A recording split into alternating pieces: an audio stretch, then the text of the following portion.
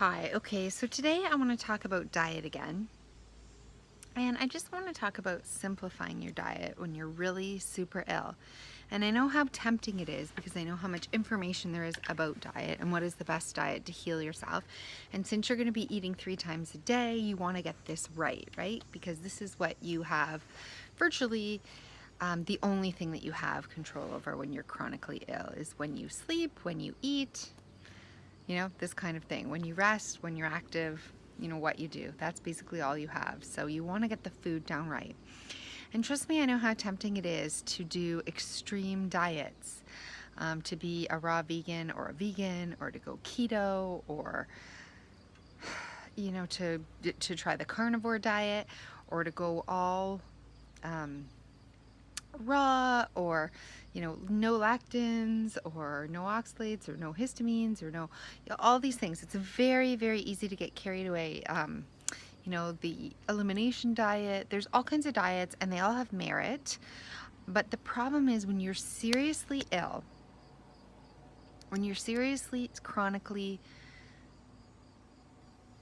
run down and ill, your body doesn't want to be stressed. You cannot heal if you're stressed, okay? So if you're constantly in sympathetic dominant mode, right, where you're in fight and flight all the time, your cortisol is elevated, you're working in this, there are diets that will elevate this and will keep you chronically in this condition.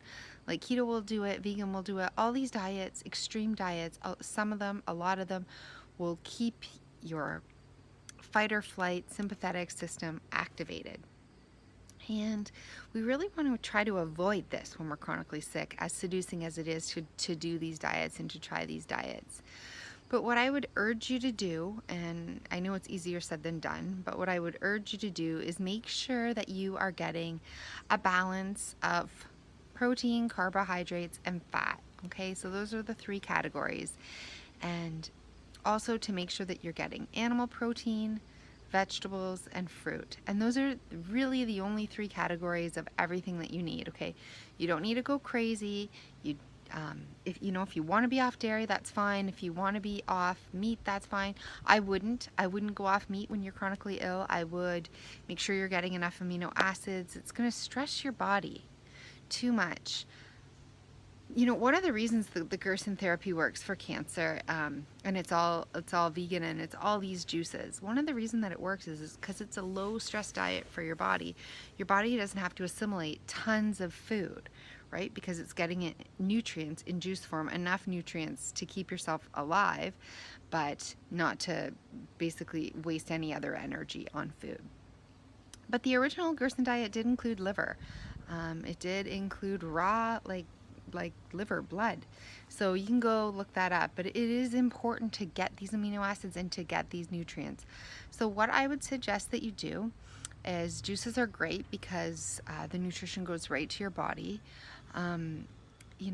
Meat and soft, boiled and cooked and stewed, easy to digest foods, and vegetables. Vegetables in their raw state, tons and huge bowls of salads and raw broccoli and all these things, although they're full of enzymes and although they're full of living, enzymes and wonderful, they're in their natural state. They're hard to digest. They take a lot of energy for your body to digest, and you need that energy for healing. So if you're not juicing them, I would stew them. I would put them in soups. I would blend them. I would break it down so your body doesn't have to do that work. So what I'm suggesting is, make sure that your body, ask yourself, have I eaten protein today? Have I eaten fats? And have I eaten carbohydrates? Don't get carried away with the keto diet where you have no carbohydrates, and don't get carried away with the vegan diet where you're not having any protein or animal protein. You need these things when you're sick, okay? I've learned the hard way. Trust me, I've learned the hard way. You definitely need minimal amounts of food, as much nutrients as you can get with the lowest amount of work that your body has to process. So soups are good, blended soups are good, pureed soups are good, stewed soups are good, raw juices are good, raw smoothies are good, things that your body doesn't have to work super hard at. You want to make sure that you really are getting protein, fat, and carbohydrate. You're getting vegetables with color. You're getting your phytonutrients and your vegetables, which help cleanse and detox and give you micronutrients. You're getting fruit, which is giving you some glucose and energy and some micronutrients. And you're getting protein. You know, beans are really hard to break down. They're hard on our bodies. They take a ton of work. Get your protein from animal sources, clean animal sources, low fish on the food chain, you know, organic grass-fed meats that are stewed and boiled and easy to digest. If you're gonna rely, if you're vegan and you're relying on all kinds of things like soaked and sprouted beans, it's going to be really difficult for your body to digest. That's not what we want right now. So I'm not saying, you know, you can't do these diets. You can do paleo, you can do vegan, you can do keto, you can do all these diets if you want to do them. But truly ask yourself, am I stressing my body? Am I eating too much? Am I getting a good balance of protein, carbohydrate, and fat? Am I getting some colors? Are these foods easy to digest? Are they going into my bloodstream? Are they being broken down easily? So basically you want to, you know, keep all the processing to a minimum for your body to have to work. So you want to get tons of nutrients for the least amount of work, and you want a good mix because you really do need vitamins, you need minerals, you need micronutrients, you need fats, you need proteins, you need all your amino acids, you need your essential fatty acids. You know, these are things that your body needs, and it needs them supplied to them so it doesn't have to work super hard to extract it from all these bound foods. You know, you want to cook them or soak them, you want to juice them, you want to blend them.